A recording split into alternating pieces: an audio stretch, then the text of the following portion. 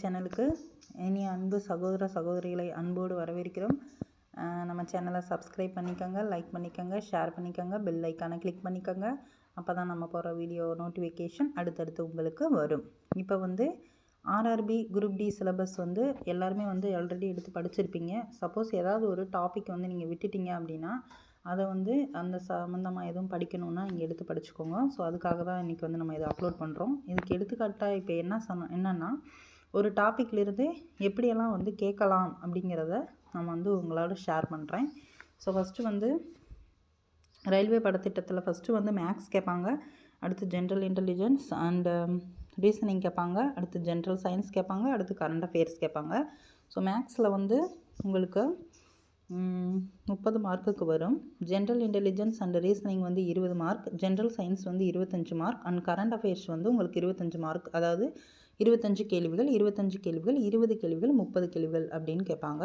So exam 90 minutes, அதாவது 1.5 மணி நேரம் உங்களுக்கு நடக்க போகுது. ஸோ நல்லபடியாக எக்ஸாம் அட்டன் பண்ணுங்கள். இப்போ ஃபஸ்ட்டு மேத்தமெட்டிக்ஸ்லேருந்து என்னென்ன டாபிக் கீழே உங்களுக்கு கொஸ்டின்ஸ் வரும் அப்படிங்கிறது கொடுத்துருக்கோம். ஸோ ரெண்டாவது ஜென்ரல் இன்டெலிஜென்ஸ் அண்ட் ரீசனிங்க்கு கீழே என்னென்ன டாப்பிக்கில் கொஸ்டின் வரும், அண்ட் தேர்டு ஜென்ரல் சயின்ஸ் எதுக்கு கீழே கொஸ்டின் வரும், அண்ட் கரண்ட் அஃபேர்ஸில் எந்தெந்த டாபிக் கீழே கொஸ்டின் வரும் அப்படிங்கிறத இதில் கொஞ்சம் விரிவாக சொல்கிறேன் உங்களுக்கு. ஸோ ஃபஸ்ட்டு மேத்தமெட்டிக்ஸில் நம்பர் சிஸ்டம் ஃபஸ்ட்டு டாபிக். இதில் ஒரு 4-5 நம்பர் கொடுத்து உங்களுக்கு மிஸ்ஸிங் நம்பர் என்ன, ஃபைண்ட் த சீரியஸ், ஸோ அடுத்த நம்பர் என்ன, ஸோ இந்த மாதிரிலாம் கேட்பாங்க. ஸோ நம்பர்ஸை வச்சு உங்களுக்கு எந்த மாதிரியான கொஸ்டின்ஸ்லாம் கேட்க முடியுமோ அது எல்லாமே இந்த நம்பர் சிஸ்டத்தில் வந்துடும் உங்களுக்கு. இப்போ எடுத்துக்காட்டால் ஒரு 2, 4, 6, 8 அடுத்த நம்பர் என்ன அப்படின்னு கேட்டால் என்ன பண்ணுவோம், ஃபஸ்ட் நம்பர்லேருந்து செகண்ட் நம்பர்லேருந்து கழித்து பார்க்கணும். ஃபஸ்ட்டு கழித்து பார்க்கும்போது 4லேருந்து 2 போச்சுன்னா 2.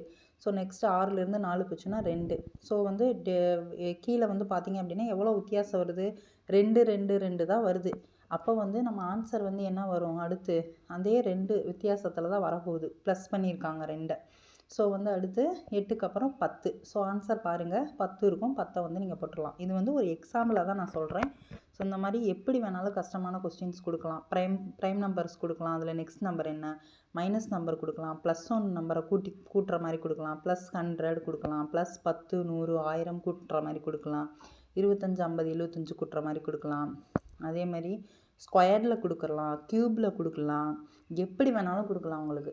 ஸோ நீங்கள் அந்த மூளையை கொஞ்சம் ட்ரெயின் பண்ணி என்ன டைப்பில் வந்திருக்கும் அப்படின்றத நீங்கள் யோசிக்கணும். கொஞ்சம் சின்ன நம்பராக இருந்ததுன்னா ப்ளஸ்ஸு மைனஸில் இருக்கும், கொஞ்சம் பெரிய நம்பராக இருந்தால் பெருக்கல், அதை விட பெரிய நம்பராக இருந்தது அப்படின்னா நல்லா யோசிச்சு பாருங்கள், ப்ரைம் நம்பரு, அப்புறம் ஃபேக்டோரியல் நம்பர், இந்த மாதிரி எதுவும் கொடுத்துருக்காங்களான்னு நீங்கள் பார்க்கணும். ஸோ கண்டிப்பாக பின்னத்தில் இந்த மாதிரிலாம் கொடுக்க மாட்டாங்க, பட் பின்னத்தில் கொடுத்தாங்க, கலப்பு பின்னத்துலலாம் கொடுத்தாங்கன்னா நீங்கள் முழு எண்ணை மாற்றி நீங்கள் கண்டுபிடிக்கிற மாதிரி இருக்கும். ஸோ இதெல்லாம் தான் நம்பர் சிஸ்டத்தில் வரப்போகுது. செகண்ட் டாபிக் போகலாம். செகண்ட் டாபிக் போர்டு மாஸ் உங்களுக்கு தெரியும். எல்லா கணக்கீடுகளுமே போர்டு மாஸ் ரூல் படி தான் நம்ம நடத்த போகிறோம். Bracket of division, multiplication, addition, subtraction, சரிங்களா? ஸோ போர்டு மாஸ் ரூல் படி தான் நம்மளுக்கு நடக்க போகுது. ஸோ போர்டு மாஸில் ஃபஸ்ட்டு 2 எடுத்துக்காட்டு 2 + 3 + 4 - 8 × 16 டிவைடட் இப்படிலாம் கொடுப்பாங்க. ஸோ ப்ளஸ்ஸை மைனஸாக மாற்றணும், மைனஸை ப்ளஸ்ஸாக மாற்றணும், இந்த மாதிரியும் கொடுத்து கேட்கலாம். இல்லை டேரெக்டாக அப்படியேவும் உங்களுக்கு கேட்கலாம். ஸோ அதை போர்டு மாஸ் ரூலை அப்ளை பண்ணி ஃபஸ்ட்டு டிவிஷன் பண்ணணும், அடுத்து மல்டிப்ளிகேஷன் பண்ணணும், அடிஷன் பண்ணணும், சப்ஸ்ட்ராக்ஷன் பண்ணணும், ப்ராக்கெட்டுக்குள்ளே இருக்கிறத முதல்ல முடிக்கணும். ஸோ இதுதான் அதனுடைய rule. So BODMAS rule use பண்ணி நீங்கள் அந்த ஆன்சரை கொண்டு வரணும். ஸோ அந்த மாதிரி கணக்குகள் எல்லாமே போர்டு மாஸில் வரும். மூணாவது டெசிமல்ஸ் உங்களுக்கு தெரியும், புள்ளி வச்ச நம்பர் எல்லாமே டெசிமல் சொல்லுவாங்க. இப்போ 5/100 அப்படின்னா 2 ஸ்தானம் தள்ளி மேலே நீங்கள் புள்ளி வைப்பீங்க. 5/10 அப்படின்னா 1 ஸ்தானம் தள்ளி மேலே புள்ளி வைப்பீங்க. ஸோ இந்த மாதிரி நம்பர்ஸுக்குள்ளே இடையில புள்ளி வருது லாஸ்ட் டிஜிட்லேருந்து அப்படின்னா அதுதான் பின்னங்கள், தசமங்கள். ஸோ அதை ப்ளஸ்ஸில் கொடுக்கலாம், 0.001 + 0.0001 + 0.0001 இதை ஆட் பண்ணி போடு அப்படின்னு சொல்லி கேட்கலாம். ஸோ அந்த மாதிரி ஆட் பண்ணி போடுங்க அப்படின்னு சொல்லி கேட்கும்போது நீங்கள் கரெக்டாக பின்ன வாரியாக எழுதி அந்த புள்ளி வாரியாக கரெக்டாக எழுதி நீங்கள் அதை கூட்டினா மட்டும்தான் உங்களுக்கு ஆன்சர் வந்து கரெக்டாக வரும். ஸோ அடுத்து வந்து அந்த மாதிரி கூட்டி அந்த பாயிண்ட் கரெக்டாக போடணும் நீங்கள். ஸோ பின்னத்தில் இந்த டைப் ஆஃபில் வந்து கொஸ்டின் கேட்பாங்க. ஸோ அது வந்து நீங்கள் ஆன்சர் பண்ணிக்கோங்க. ஸோ அடுத்து வந்து பின்னங்கள், ஃப்ராக்ஷன்ஸ் வந்து உங்களுக்கே தெரியும். முழு எண்ணாக இருந்துச்சுன்னா நம்மளுக்கு ரொம்ப ரொம்ப ஈஸி. பட் பின்னங்களில் கொடுக்குறாங்க அப்படின்னா ஃபஸ்ட்டு வந்து நீங்கள் பார்க்கக்கூடியது 3. அந்த பின்னங்கள் கணக்கில் வந்து முழு எண்ணாக ஃபஸ்ட்டு மாற்ற முடியுமான்னு பாருங்கள். கலப்பு பின்னம் கொடுத்தாங்க அப்படின்னா கண்டிப்பாக முழு எண்ணை நீங்கள் மாற்றிட்டிங்கன்னா உங்களுடைய கணக்கு வந்து ஈஸியாக நீங்கள் வந்து அடுத்து போட்டுடலாம். ஸோ அடுத்து வந்து பின்னங்கள் ஏறு வரிசையில் இருக்கான்னு பார்க்கணும், ஃபஸ்ட்டு பாயிண்ட்டு. அடுத்து பின்னங்களை வந்து எல்சிஎம் எடுத்து கீழே பகுதியை வந்து ஒன்றாக்கிட்டீங்க அப்படின்னா உங்களால் கூட்டலோ கழித்தலோ பெருக்கலோ ஊற்றலோ ஈஸியாக செய்ய முடியும். ஸோ வந்து இதுதான் வந்து மெயின். ஒரு பின்னத்தில் கொடுத்துருந்தாங்கன்னா ஃபஸ்ட்டு முழு எண்ணை மாற்ற முடியுமான்னு பாருங்கள். அடுத்து வந்து அந்த இது முழு எண்ணை மாற்ற ஃப்ராக்ஷன்னாலே பின்னத்தில் தான் உங்களுக்கு கேட்பாங்க மேக்ஸிமம். ஸோ வந்து பின்னங்களில் கொடுத்துறாங்க அப்படின்னா ஆன்சர் வந்து முழு எண்ணாக இருந்தால் நீங்கள் முழு எண்ணாக கிடைக்கிறதுக்கு முழு எண்ணாக மாற்றித்தான் ஆகணும். ஆன்சர் பின்னத்தில் இருக்குன்னா நீங்கள் பின்னத்திலே வந்து கொண்டு வரலாம். ஸோ வந்து ப்ளஸ் இருக்குது, மைனஸ் இருக்குது. இந்த பின்னங்கள் 4 பின்னங்கள் 1/2, 2/3, 3/4, 4/5ன்னு கொடுத்துட்டு அதில் பெரிய எண் எது சிறிய எண் எதுன்னு கேட்பாங்க. ஸோ கண்டுபிடிங்க. ஸோ பெரிய எண் எது சிறிய எண் எது அப்படின்னு டிஃப்ரென்ஸ் கேட்பாங்க. அதுக்கான டிஃப்ரென்ஸ் கேட்பாங்க. இரண்டும் கண்டுபிடிச்சு அதுக்கான மைனஸ் பண்ணி டிஃப்ரென்ஸ் எடுக்கணும். கிரேட்டஸ்ட் நம்பர் இருக்கும், ஸ்மாலஸ்ட் நம்பர் இருக்கும். ஸோ அதுக்கு ஒரு சின்ன ஒரு இது சும்மா நான் எழுதி போட்டிருப்பேன். ஷார்ட்ஸில் எல்சிஎம்னு சொல்லி போட்டிருப்பேன், அதை பாருங்கள். ஸோ இந்த மாதிரி வந்து கொஸ்டின்ஸ்லாம் பின்னங்கள் கணக்கில் வந்து கேட்பாங்க. அடுத்து ப்ளஸ்ஸு மைனஸு இந்த மாதிரி எல்லாமே பின்னங்களில் கேட்பாங்க. ஸோ பேசிக் வந்து 3 பாயிண்ட் தான். முழு எண்ணாக மாற்ற முடிஞ்சால் முழு எண்ணாக மாற்றிடுங்க. ரெண்டாவது எல்சிஎம் எடுத்தால் மட்டும்தான் பின்னங்களுக்கு வந்து கீழே பகுதியை வந்து உங்களால் ஒன்றாக்க முடியும். அது ஒரு பாயிண்ட். அடுத்து வந்து ஈஸியாக வந்து கணக்கீடுகளை செய்ய முடியும். ரெண்டாவது ஏறு வரிசையில் எழுதிக்கிட்டிங்கன்னா உங்களுக்கு கொஞ்சம் சூப்பராக இருக்கும். இன்னொரு மெத்தட் இருக்குது, எது பெரிய நம்பர் சிறிய நம்பர் பின்னங்களை கண்டுபிடிக்கிறதுக்கு. ஸோ அதுவும் வந்து ஒரு ஷார்ட்கட்டில் உங்களுக்கு நான் அப்லோட் பண்ணுறேன். ஸோ அடுத்து வந்து பார்த்திங்கன்னா மீச்சிமா மீபியவா, இது உங்களுக்கு நல்லா தெரியும். மீச்சிமா மீச்சவா எல்சிஎம் ஹச்சிசிஎஃப். ஸோ இதையும் நீங்கள் வந்து கண்டுபிடிச்சிருவீங்க. டானா வகுத்தல் போட்டு கண்டுபிடிப்போம் இல்லையா, அப்போலேருந்து இப்போ வரைக்கும் அதுதான் ரொம்ப ஈஸி மெத்தடுன்னு நான் சொல்லுவேன். ஸோ டானா வகுத்தல் போட்டு நீங்கள் கண்டுபிடிக்கிறது தான் மீச்சிமா மீபியவா கொடுக்கக்கூடிய நம்பர்களுக்கு. இன்னொரு இது இருக்குது, அது ஃபார்முலா யூஸ் பண்ணி நீங்கள் கண்டுபிடிக்கிறது. LCM and HCF equal to product of 2 numbers. So அந்த ஃபார்முலா வச்சு கண்டுபிடிக்கிற கொஸ்டின்ஸும் இந்த மீச்சிமா மீபியவாவில் கேட்பாங்க. விகிதம் மற்றும் விகிதாச்சாரம், ரேஷியோ அண்ட் ப்ரொபோசிஷன், உங்களுக்கு சந்தேகமே வேணாம். 3:4, 4:5 ரேஷியோ வச்சு நிறைய கணக்கு கேட்கலாம். சேலரி எவ்வளோ 3:4 ரேஷியோ வச்சு கேட்கலாம். மாணவர்களின் சேர்க்கை, மாணவர்களின் விகிதம், இப்படி எல்லாமே ரேஷியோ அண்ட் ப்ரொபோசிஷனில் தான் வரும். அடுத்து வந்து அனலாகி கொஸ்டின்ஸ் கூட ரேஷியோ அண்ட் ப்ரொபோசிஷன் வச்சு கேட்கலாம். ஸோ இது எல்லாமே வந்து விகிதம் அண்ட் விகிதாச்சாரத்தில் உங்களுக்கு கேட்கக்கூடிய கேள்விகள். அடுத்து வந்து சதவிகிதம், பர்சன்டேஜ். அதாவது இப்போ ஒருத்தவங்களுக்கு வந்து 1000 ரூபா வந்து சேலரி, 1000 ரூபாயில் வந்து 20% வந்து ஃபுட்டுக்கு நான் செலவு பண்ணிட்டேன், 30% வந்து 30% வந்து நான் வந்துட்டு வீட்டில் வந்து வீட்டு வாடகை கொடுத்துட்டேன், 50% வந்து நான் சேவிங்ஸ் பண்ணுறேன். ஸோ இந்த மாதிரி பர்சன்டேஜ் கணக்கில் வந்து உங்களுக்கு லாஸ்ட்டாக வந்து எவ்வளோ சேவிங்ஸ் பண்ணாங்க, எவ்வளோ எக்ஸ்பெண்டிச்சர் ஆச்சு, எப்படி கேட்கலாம். இல்லது மதிப்பெண்கள் கொடுத்து அதுக்கான ஆவரேஜ் கண்டுபிடிங்கன்னு சொல்லலாம், சராசரி கண்டுபிடிங்கன்னு சொல்லலாம். ஸோ இத்தனை பர்சன்டேஜ் வந்து சேலரி இவங்களுக்கு கொடுத்துருக்காங்க, இத்தனை பர்சன்டேஜ் சேலரி இவங்களுக்கு கொடுத்துருக்காங்க, ஸோ டோட்டல் பர்சன்டேஜ் சேலரி எவ்வளோன்னு கேட்கலாம். இல்லை இத்தனை பர்சன்டேஜ்லேருந்து இத்தனை பர்சன்டேஜ் வந்து செலவாயிடுச்சு, ஸோ மீதி எவ்வளோ பர்சன்டேஜ் வந்து இவங்களுக்கு வருமானம் இருக்குதுன்னு கேட்கலாம். இந்த மாதிரி எல்லா கேள்விகளும் பர்சன்டேஜுக்கு கீழே வரும். அடுத்து வந்து அளவியல், மென்சுரேஷன். அளவியல் வந்து உங்களுக்கு சொல்ல வேண்டியதே இல்லை, நிறைய அது ஒரு கொஞ்சம் பெரிய டாபிக். அதில் வந்து நீளம் அகலம் எல்லாமே அந்த மென்சுரேஷன் டாப்பிக்கில் வந்து உங்களுக்கு வந்துடும். அதை நீங்கள் பார்த்துக்கோங்க. நேரம் மற்றும் வேலை, டைம் அண்ட் ஒர்க்கு. இதில் வந்து ஒரு 3 டைப் இருக்குது, எக்ஸ்ட்ராவும் இருக்குது, மெயினாக வந்து ஒரு 3 டைப் இருக்குது. அதில் வந்து நேரம் மற்றும் வேலை அப்படிங்கிறதுல வந்து 2 ஆண்கள் 3 பெண்கள் சேர்ந்து 5 நாளில் ஒரு வேலையை முடிக்கின்றன. அப்போ 3 ஆண்கள் 5 பெண்கள் சேர்ந்து எவ்வளோ நாளில் வேலையை முடிப்பார்கள், இது இப்படி கேட்பாங்க. இது வந்து ஒரு டைப் ஆஃப் கொஸ்டின். இன்னொன்று வந்து ஏ மற்றும் பி ஒரு வேலையை 20 நாளில் செய்கின்றன, பி மற்றும் சி ஒரு வேலையை 30 நாளில் செய்கின்றன. அப்போ சி மட்டும் எவ்வளோ நாளில் செய்வாங்க இப்படின்னு மாற்றி மாற்றி கேட்கலாம். இது ஒரு டைப் ஆஃப் கொஸ்டின். அடுத்து வந்து ஏயும் பியும் ஒரு வேலையை அரை மணி நேரத்தில் முடிப்பாங்க. பியும் சியும் ஒரு வேலையை 1 மணி நேரத்தில் முடிக்கிறாங்க. அப்போ ஏ மற்றும் சி இணைந்து எவ்வளோ நேரத்தில் இந்த வேலையை முடிப்பாங்கன்னு கேட்பாங்க. ஸோ இந்த மாதிரி கொஸ்டின்ஸ் இருக்குது. இது ஒரு டைப்பு. இன்னொரு டைப் வந்து எப்படின்னு பார்த்தீங்கன்னா 3 ஆட்கள் 5 நாளில் வேலையை முடித்தால் 5 ஆட்கள் எத்தனை நாளில் வேலையை முடிப்பார்கள். இது ரொம்ப ரொம்ப சிம்பிள் கொஸ்டின். ஸோ இதுதான் வந்து பேசிக். ஸோ இந்த கொஸ்டினுக்கு வந்து நீங்கள் ஆன்சர் கொண்டு வந்துட்டிங்கன்னா நெக்ஸ்ட் கொஸ்டினுக்கு வந்து இன்னும் கொஞ்சம் ப்ரொசீஜர் ஆட் ஆகும். ஸோ அதை வச்சு நீங்கள் ஆன்சரை கொண்டு வந்துக்கலாம். ஸோ இந்த மாதிரி கொஸ்டின்ஸ் எல்லாமே உங்களுக்கு வந்துட்டு நேரம் மற்றும் வேலையில் இருக்குது. அடுத்து வந்து நேரம் மற்றும் தூரம், டைம் அண்ட் டிஸ்டன்ஸ் தான் ஆர்ஆர்பி குரூப் டிக்கு ரொம்ப முக்கியமான ஒரு டாபிக்னே சொல்லலாம்.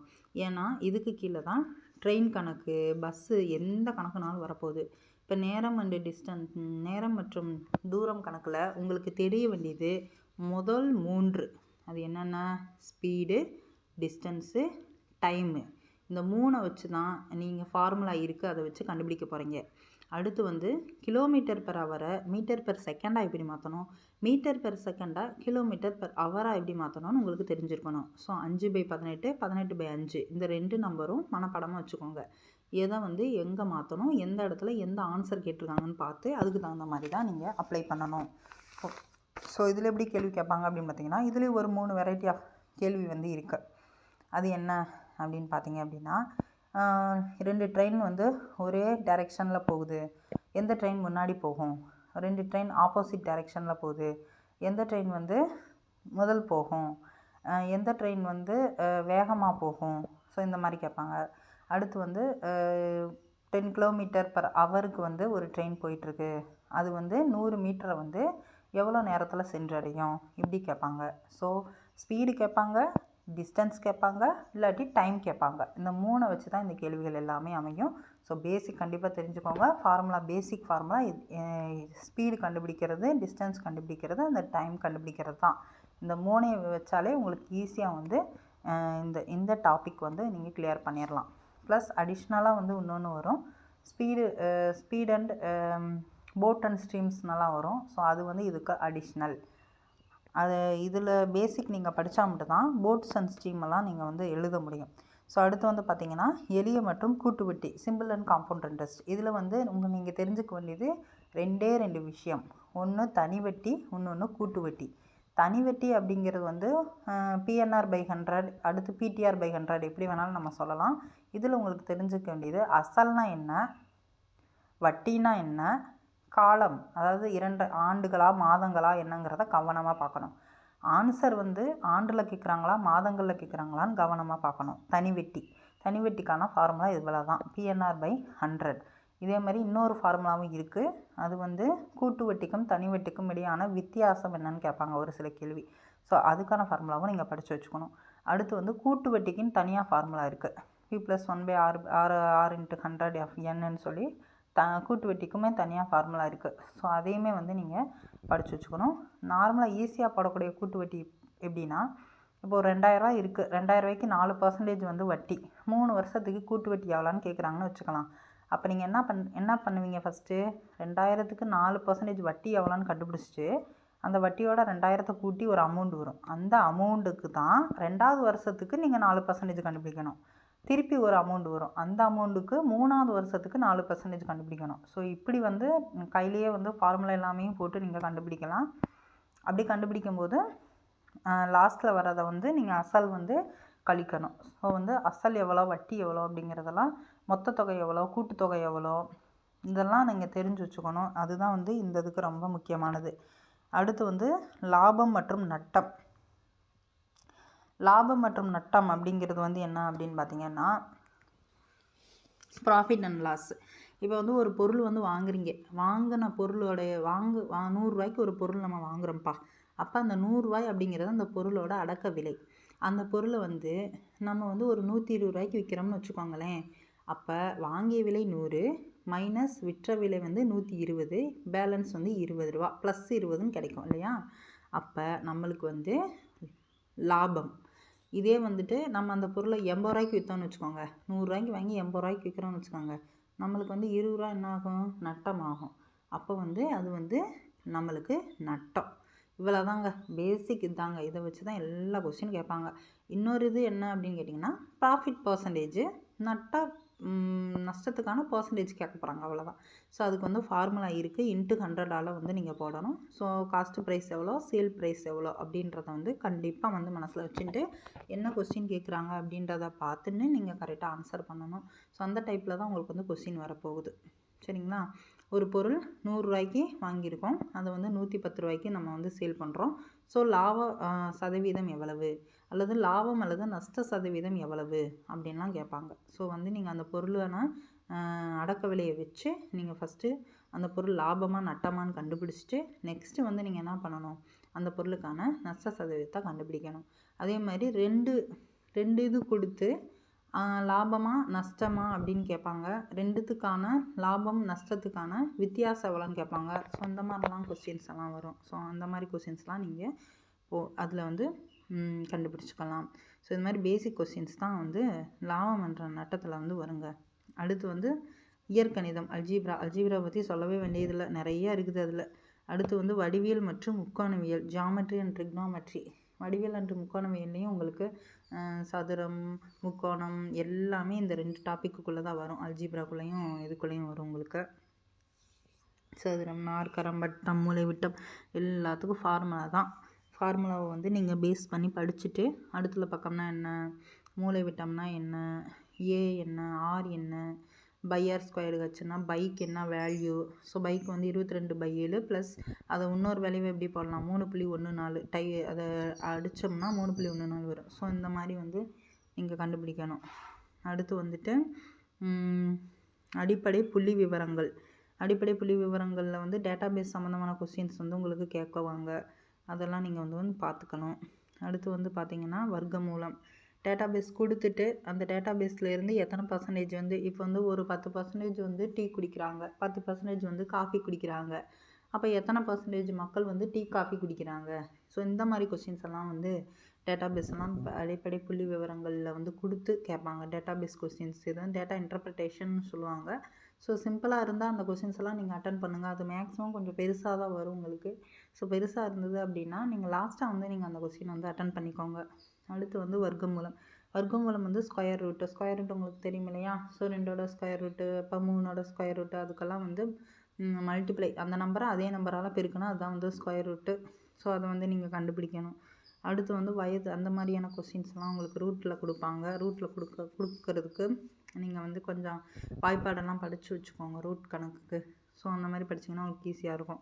அடுத்து வந்து வயது கணக்கீடுகள் சொல்லவே வேணாம். ஏஜ் கால்குலேட்டர்ஸ்க்கு வந்து நிறைய வந்து கொஸ்டின்ஸ் இருக்குது டைப்பு. இருந்தாலும் ஒரு சிம்பிளாக சொல்லணும் அப்படின்னா, தந்தை மகனின் வயதை போல் 4 மடங்கு, ஒரு 4 ஆண்டுகளுக்கு கழித்து தந்தையின் வயது எவ்வளவு அப்படின்னு கேட்பாங்க. தந்தை மகன் இருவரின் வயது 30, 40. 5 வருடங்களுக்கு முன்பு இவரின் வயது விகிதம் 3:5. 5 வருடங்களுக்கு பிறகு இவர்களின் வயது விகிதம் என்ன அப்படின்னு கேட்பாங்க. ஸோ இந்த மாதிரி நிறைய டைப் ஆஃப் கொஸ்டின் வந்து இந்த ஏஜஸில் வந்து கேட்பாங்க.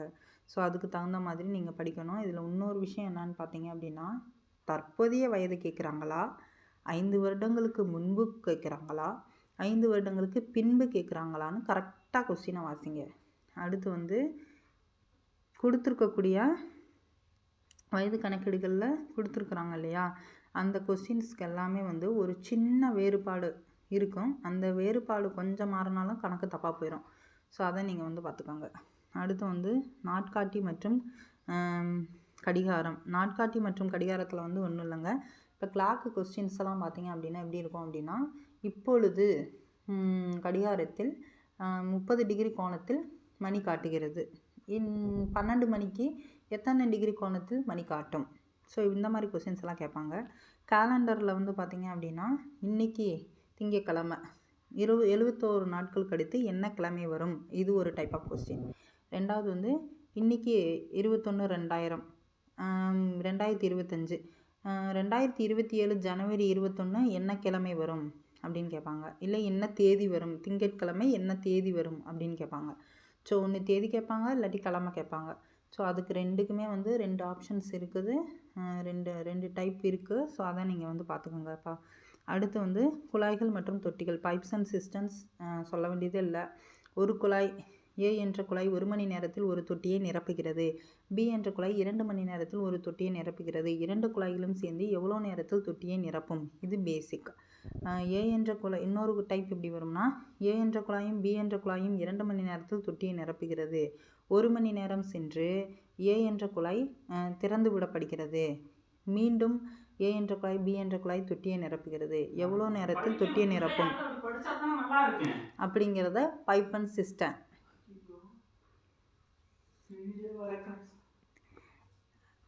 அதனால் இந்த கொஸ்டின்ஸ் எல்லாமே வந்து உங்களுக்கு வந்து நம்ம படிக்கிறது என்ன கண்டென்ட்டு அப்படிங்கிறத புரிஞ்சு படிக்கணும். ஃபஸ்ட்டு ஒரு கொஸ்டின் வந்து கேட்குறாங்க அப்படின்னா அந்த கொஸ்டினை வந்து எப்படி நம்ம அணுகணும் அப்படின்றது ரெண்டாவது. அந்த கொஸ்டினுக்கு வந்து ஆன்சர் வந்து கொடுத்துருப்பாங்க. ஆன்சரை ஃபஸ்ட்டு பாருங்கள். ஆன்சர் வந்து நாட்களில் கேட்குறாங்களா, மாதங்களில் கேட்குறாங்களா அப்படிங்கிறத நீங்கள் படிக்கணும். இந்த மாதிரி நிறைய வந்து இருக்குது. அடுத்து வந்து பார்த்திங்க அப்படின்னா, கொஸ்டின் தெரியுது, ஆன்சர் தெரியுது, எப்படி வந்து அந்த கொஸ்டினை போடணுன்றதை ஃபஸ்ட்டு யோசிங்க. அடுத்து வந்துட்டு ஸ்பீடு தான் முக்கியம். ஸ்பீடு இல்லாட்டி ஒன்றுமே செய்ய முடியாது. அதுக்கு வந்து நிறைய ட்ரைனிங் எடுக்கணும். நம்ம வீட்டில் ட்ரைனிங் எடுத்தால் மட்டும்தான் நம்மளால் ஸ்பீடாக பண்ண முடியும். அடுத்து வந்து ஒரு கொஸ்டினை வாசிக்கும் போதே கரெக்டாக வாசிங்க. அது வந்து கரெக்டாக வாசித்த பின்னாடி அது நெகட்டிவில் ஆன்சர் கேட்குறாங்களா, பாசிட்டிவாக கேட்குறாங்களான்னு ஃபஸ்ட்டு பாருங்கள். இல்லாததை கேட்குறாங்களா, இருக்கிறத கேட்குறாங்களான்னு பார்க்கணும். அது ரொம்ப முக்கியம். ஸோ இது எல்லாத்தையும் வந்து அப்ளை பண்ணிங்கன்னா கண்டிப்பாக சக்ஸஸ் பண்ண முடியும். நம்ம சேனலை வந்து இப்போ ஃபஸ்ட்டு மேக்ஸில் என்னென்ன டாபிக்னு கொடுத்துருக்குறேன். எப்படி அந்த கொஸ்டினை அணுகணும், என்ன மாதிரி கொஸ்டின் கேட்பாங்கன்றதை சொல்லியிருக்கேன். அடுத்து வந்து ஜென்ரல் இன்டெலிஜென்ஸ் அண்ட் ரீசனிங்க்கு நெக்ஸ்ட் வீடியோவில் அப்லோட் பண்ணுறேன். ஸோ கண்டிப்பாக ஷேர் பண்ணுங்கள் உங்கள் ஃப்ரெண்ட்ஸுக்கு. கல்வித்துறை டீச்சிங் சேனலை சப்ஸ்கிரைப் பண்ணுங்கள். Thank you so much.